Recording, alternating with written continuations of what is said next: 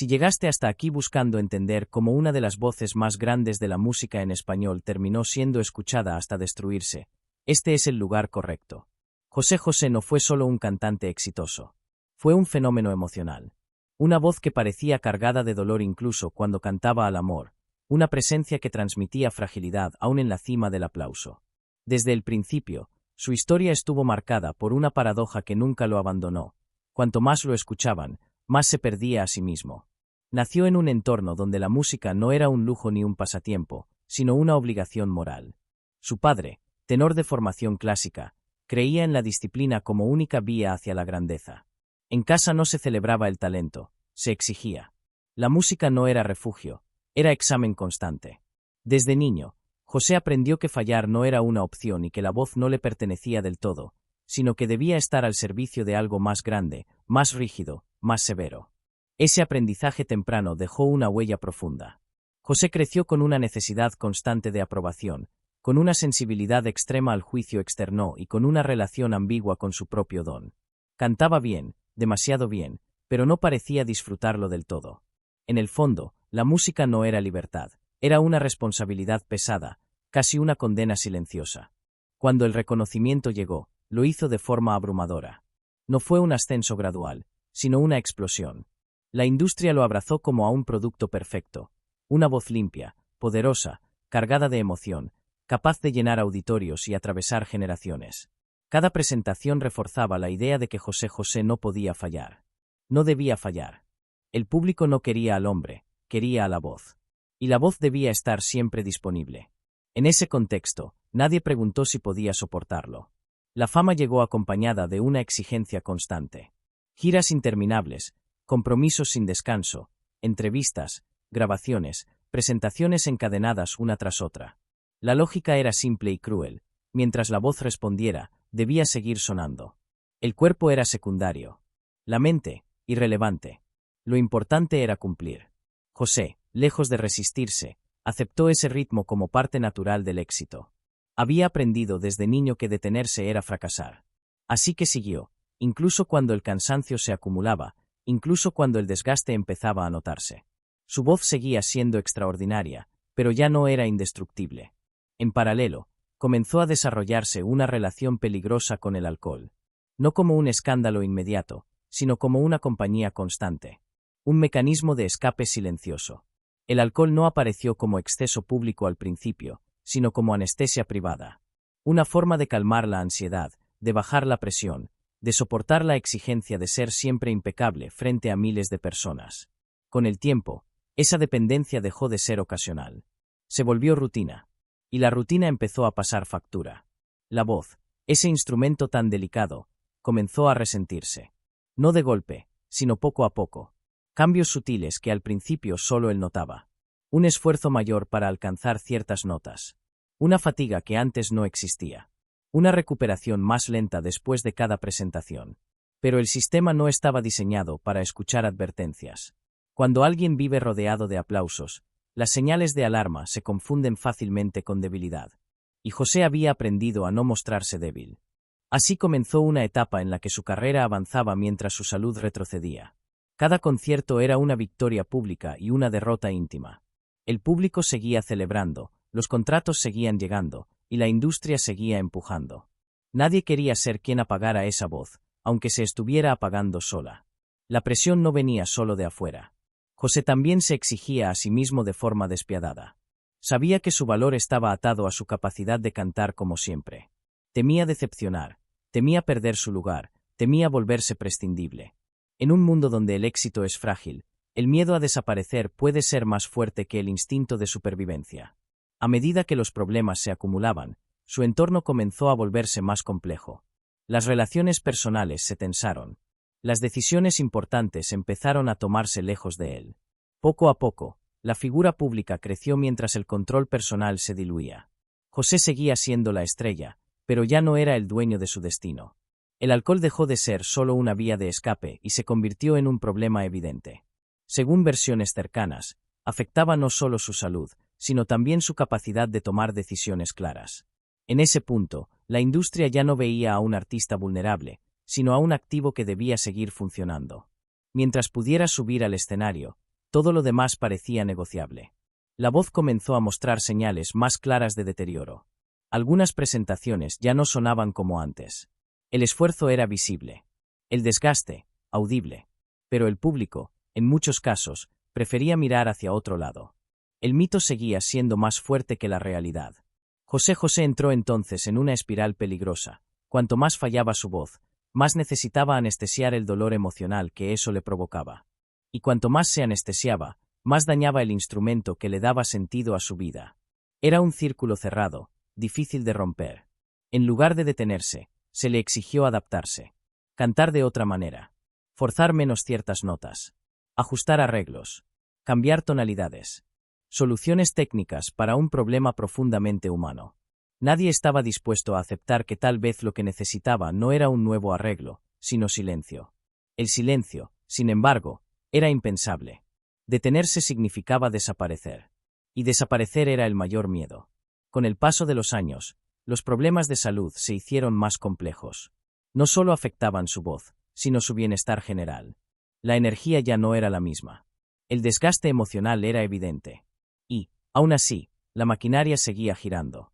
En ese contexto comenzaron también los conflictos familiares que más tarde se harían públicos. Decisiones económicas, control de su carrera, manejo de su imagen. Poco a poco, José fue perdiendo autonomía. No de un día para otro, sino a través de pequeños desplazamientos de poder. Firmas delegadas. Opiniones ignoradas. Voluntades sustituidas. La paradoja era cruel. Mientras más famoso era, menos control tenía sobre su propia vida. Para muchos, José José seguía siendo la voz del amor y el desamor. Para él, cada canción comenzaba a sentirse como una despedida anticipada. Sabía, en el fondo, que su instrumento no resistiría indefinidamente. Pero no sabía cómo salir del sistema que lo había construido y ahora lo consumía. Este primer tramo de su historia no es aún la caída final. Es algo más inquietante. Es el momento en que el destino empieza a cerrarse sin que nadie lo detenga. El momento en que las decisiones equivocadas, las omisiones y los silencios comienzan a pesar más que el talento. Porque la tragedia de José José no empezó cuando su voz se quebró del todo. Empezó mucho antes, cuando todos, industria, entorno y público, escucharon su voz sin preguntarse cuánto estaba costando mantenerla viva. Durante un tiempo, el deterioro de José José pudo maquillarse. Ajustes técnicos, arreglos más suaves, pausas estratégicas entre canciones. Todo parecía indicar que la situación estaba bajo control. Pero en realidad, lo que se estaba gestionando no era una recuperación, sino una prolongación artificial de algo que ya se estaba rompiendo. El problema es que cuando un artista llega a cierto nivel de reconocimiento, la verdad deja de ser prioritaria. Lo que importa es la continuidad. Mientras haya público, contratos y expectativas, el sistema empuja hacia adelante, incluso cuando el cuerpo empieza a pedir lo contrario. En el caso de José, esa presión se volvió constante y silenciosa, como una deuda que se acumula sin avisar. La voz ya no respondía igual. No era solo una cuestión de notas altas o de potencia. Había algo más profundo, una pérdida de control. El instrumento que había definido toda su identidad comenzaba a comportarse de forma impredecible.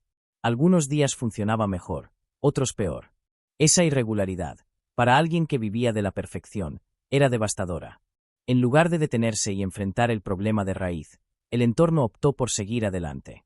Según versiones de personas cercanas, se normalizó el desgaste.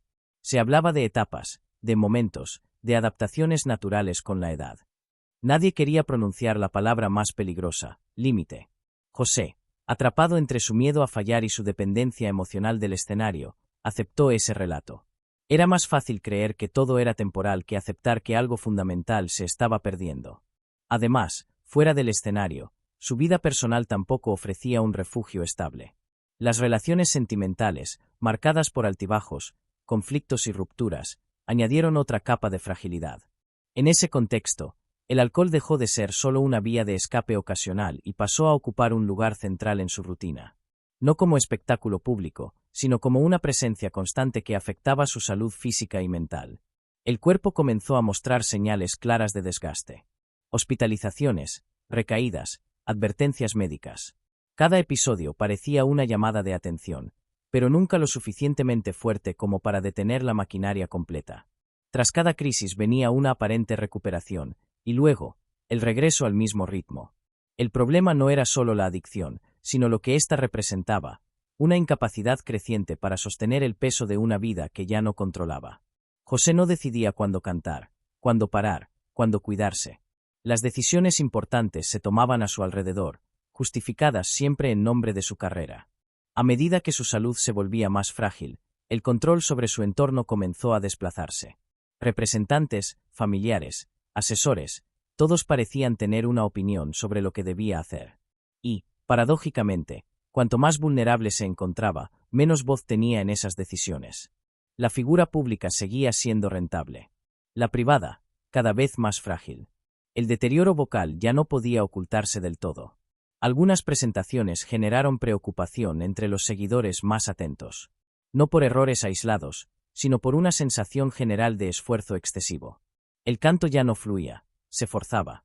Y forzar, en un instrumento tan delicado, suele acelerar el daño. Aún así, el aplauso seguía llegando. Y el aplauso, para alguien en su situación, podía ser engañoso. Confirmaba que aún era necesario. Que aún tenía un lugar. Que detenerse sería una traición a todo lo que había construido. Pero el precio de seguir era alto. En paralelo, comenzaron los conflictos más visibles dentro de su círculo cercano. Diferencias sobre el manejo del dinero, sobre la carrera, sobre las prioridades. La idea de protegerlo se mezclaba con intereses económicos y emocionales difíciles de separar. Según distintas versiones, José empezó a sentirse desplazado de su propio centro de decisiones. No se trataba de un secuestro literal, sino de algo más sutil, una pérdida progresiva de autonomía. Firmas que ya no entendía del todo. Decisiones tomadas por su bien. Agendas cerradas sin su participación plena. Poco a poco, su vida empezó a sentirse como algo administrado, no vivido. La voz, mientras tanto, seguía deteriorándose. Y con ella, su autoestima. Para un artista cuya identidad estaba tan ligada a su capacidad de cantar, perder la voz no era solo un problema profesional. Era una crisis existencial. Cada presentación se volvía una prueba. Cada canción, un riesgo. Y cada error, una herida emocional que se sumaba a las anteriores. En lugar de descanso, había presión. En lugar de silencio, más ruido. Las advertencias médicas se volvieron más explícitas. Se hablaba de daños acumulados, de consecuencias irreversibles, de la necesidad urgente de cambiar de vida. Pero cambiar implicaba aceptar que el ciclo de éxito había terminado, y esa aceptación no parecía posible en un entorno construido alrededor de la continuidad a cualquier costo. José quedó atrapado entre dos miedos, el de seguir cantando y destruirse, y el de dejar de cantar y desaparecer. Ese punto intermedio es uno de los más peligrosos. Porque no hay una decisión clara, solo una prolongación del sufrimiento. El deterioro deja de ser silencioso y empieza a ser evidente, pero aún no se asume del todo. Para el público, la historia seguía siendo la de una gran figura atravesando dificultades. Para él, era la sensación constante de estar perdiendo el control de su cuerpo, de su voz y de su vida. Y cuando alguien pierde el control en tantos niveles a la vez, las consecuencias suelen ser inevitables. Este fue el momento en que la tragedia dejó de ser una posibilidad lejana y empezó a tomar forma concreta. No con un solo evento, sino con una acumulación de decisiones postergadas, cuidados omitidos y verdades incómodas evitadas. A partir de ese punto, la pérdida de control dejó de ser un asunto íntimo y comenzó a manifestarse de forma visible. Ya no eran solo rumores entre bastidores ni comentarios de personas cercanas. El deterioro empezó a quedar registrado en grabaciones, presentaciones públicas y apariciones que contrastaban dolorosamente con la imagen del cantante que el público había conocido durante décadas. Para muchos seguidores, fue desconcertante. Escuchar a José José ya no producía la misma emoción segura de antes, sino una mezcla de nostalgia y preocupación. No porque hubiera dejado de ser querido, sino porque era evidente que algo no estaba bien. La voz, que había sido su identidad, ahora parecía luchar contra él en lugar de obedecerle. En ese contexto, la narrativa pública comenzó a fragmentarse. Por un lado, estaban quienes insistían en que se trataba de una etapa pasajera, un problema de salud controlable, una injusticia amplificada por la opinión pública. Por otro, surgían voces que advertían que el daño era profundo y posiblemente irreversible. José quedó atrapado entre versiones contradictorias sobre su propio estado. Esa confusión no fue casual. Cuando una figura tan grande empieza a caer, nadie quiere asumir la responsabilidad de decir, hasta aquí. Cada actor del entorno tiene algo que perder: prestigio, dinero, influencia.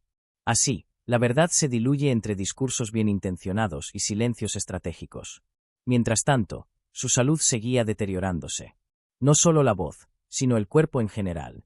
El cansancio crónico, las hospitalizaciones y las recaídas se volvieron parte del ciclo. Cada recuperación era celebrada como un triunfo, aunque en realidad solo devolvía a José al mismo punto de desgaste. La dependencia emocional del escenario seguía intacta. Cantar, aun en malas condiciones, era la única forma que conocía de sentirse válido. Alejarlo del público podía haber sido una medida de protección, pero también significaba enfrentarlo al vacío de una identidad construida exclusivamente alrededor de su voz. En ese vacío, las relaciones familiares adquirieron un peso aún mayor. Las tensiones que antes se manejaban en privado comenzaron a filtrarse. Diferencias sobre dónde debía vivir, quién debía acompañarlo, quién tomaba las decisiones clave. Según distintas versiones, José empezó a sentirse aislado incluso dentro de su propio entorno. La palabra protección empezó a usarse con frecuencia. Protegerlo del estrés, de la prensa, de decisiones equivocadas. Pero la protección, cuando no se equilibra con respeto por la autonomía, puede convertirse en otra forma de control. Y ese límite, en su caso, parecía cada vez más difuso.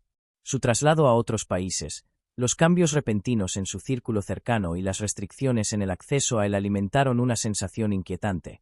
José estaba presente físicamente, pero cada vez más ausente de las decisiones que marcaban su vida. Para algunos, esto era una medida necesaria dada su fragilidad. Para otros, una señal alarmante de pérdida de libertad. Lo cierto es que, en medio de ese escenario, su voz ya no era recuperable. No en el sentido que el público recordaba. El daño acumulado, según especialistas, no podía revertirse por completo. Aceptar esa realidad habría implicado redefinir su vida más allá del canto, algo que nunca se trabajó de manera profunda. El resultado fue una prolongación del conflicto. Ni retirado del todo ni plenamente activo. Ni dueño de su carrera ni completamente ajeno a ella. José quedó suspendido en una especie de limbo, donde cada decisión parecía llegar tarde. Las apariciones públicas, en lugar de devolverle fuerza, acentuaban la sensación de fragilidad. El contraste entre el mito y el presente se hacía cada vez más evidente. Y cuando el contraste se vuelve demasiado grande, la narrativa empieza a romperse. En ese punto, la tragedia ya no era solo personal. Se había convertido en un tema colectivo. El público debatía, los medios especulaban, y la figura de José empezaba a ser definida más por su deterioro que por su legado. Algo que, paradójicamente, él nunca quiso. Lo más inquietante es que todo esto ocurrió sin un quiebre claro. No hubo un momento exacto en el que todo se derrumbara. Fue una erosión lenta, constante, casi administrativa. Cada pequeña decisión parecía lógica en su contexto inmediato, pero juntas construyeron un desenlace difícil de evitar. José seguía siendo el príncipe de la canción, pero ya no gobernaba su propio reino. Y cuando una persona pierde la capacidad de decidir sobre su cuerpo, su voz y su vida, la pregunta deja de ser si la tragedia llegará, y pasa a ser cuándo y en qué forma. En la última etapa, la historia dejó de girar alrededor de la voz y empezó a girar alrededor del cuerpo. Ya no se trataba de si podía cantar mejor o peor, ni de si debía ajustar repertorios o tonos. La cuestión era mucho más básica y, al mismo tiempo, más inquietante, quién decidía por él y hasta qué punto seguía siendo dueño de sí mismo. La enfermedad avanzó de forma implacable. El deterioro físico se volvió evidente incluso para quienes no querían verlo.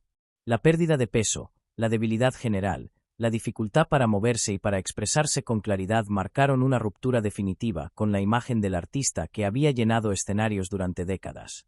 El cuerpo ya no acompañaba, y la voz, cuando aparecía, era apenas un eco de lo que había sido. En ese contexto, el aislamiento se intensificó. El acceso a José se volvió cada vez más restringido. Amigos de años, colegas de la industria e incluso algunos familiares comenzaron a denunciar públicamente que no podían comunicarse con él con libertad.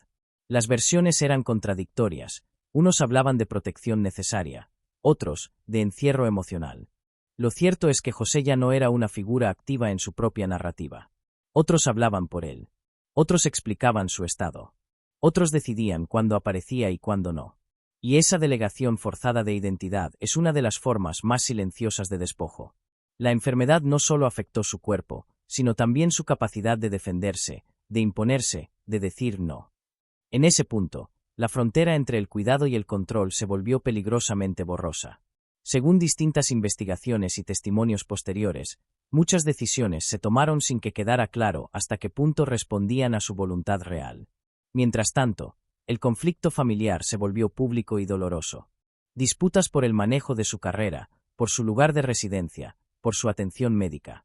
Lo que durante años había sido una tensión privada se transformó en una batalla expuesta, con declaraciones cruzadas y posiciones irreconciliables. José, en medio de todo, parecía cada vez más ausente. No necesariamente inconsciente, pero sí desplazado. Como si su historia estuviera siendo contada mientras él aún estaba presente, pero sin poder intervenir en ella. El deterioro emocional acompañó al físico. La soledad se volvió una constante. Lejos del escenario, lejos de su entorno habitual, lejos incluso de algunas de las personas que habían marcado su vida. Para alguien que había vivido del contacto con el público, ese silencio final resultó especialmente cruel. Las últimas apariciones fueron breves, frágiles, cargadas de una tristeza difícil de disimular. Ya no había expectativas de regreso, ni promesas de recuperación. Solo quedaba la administración del final. Y cuando una vida llega a ese punto, el desenlace suele estar más cerca de lo que muchos quieren admitir.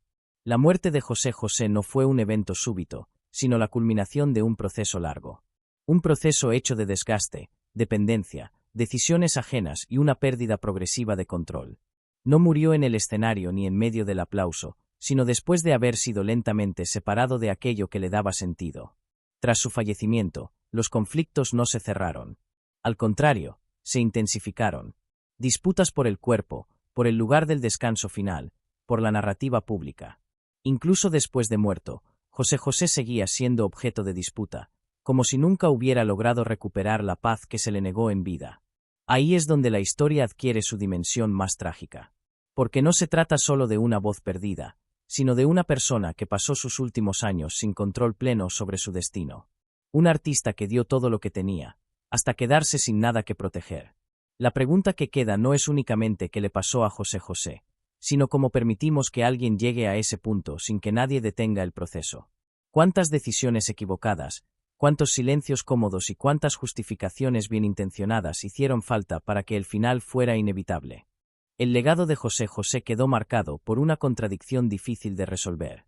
Por un lado, una de las voces más influyentes y reconocibles de la música en español.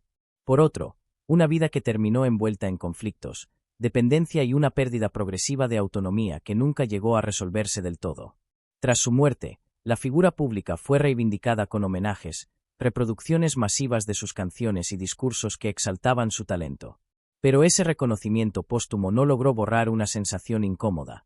Durante demasiado tiempo, el sistema que se benefició de su voz no supo, o no quiso, proteger al hombre que la sostenía. José José pasó a la historia como el príncipe de la canción, pero también como un ejemplo de cómo el éxito puede convertirse en una trampa cuando no existen límites claros. Su deterioro no fue producto de un solo error ni de una sola persona.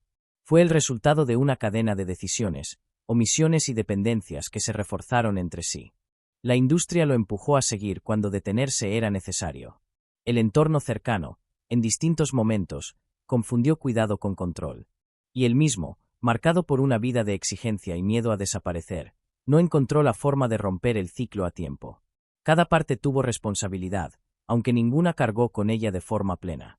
Su voz, escuchada hasta el límite, terminó siendo el símbolo más claro de esa explotación silenciosa. No se rompió de un día para otro. Se desgastó lentamente, como se desgastó su capacidad de decidir, de descansar, de elegir otra vida posible fuera del escenario. Incluso después de muerto, su historia siguió siendo administrada por otros. Disputas, declaraciones, versiones enfrentadas. Como si la paz que se le negó en vida tampoco pudiera concedérsele en el final. El cuerpo se convirtió en territorio de conflicto, y el recuerdo, en una narrativa disputada. Sin embargo, más allá del ruido, queda una pregunta esencial. ¿Qué habría pasado si alguien hubiera dicho basta a tiempo? Si el talento no hubiera sido tratado como un recurso infinito. Si la voz no hubiera valido más que la persona. La tragedia de José José no reside solo en haber perdido su instrumento, sino en haber perdido el control de su destino mientras todos seguían escuchando. Y esa es una historia que se repite con demasiada frecuencia en figuras que alcanzan la cima sin una red real de protección. Su legado musical sigue vivo, pero su historia personal deja una advertencia incómoda. El éxito sin límites claros puede terminar devorando incluso a los talentos más extraordinarios. Y cuando eso ocurre, el aplauso ya no sirve como consuelo. La pregunta final no es si José José pudo haber tenido otro final, sino cuántas historias similares seguimos aceptando como inevitables mientras miramos hacia otro lado.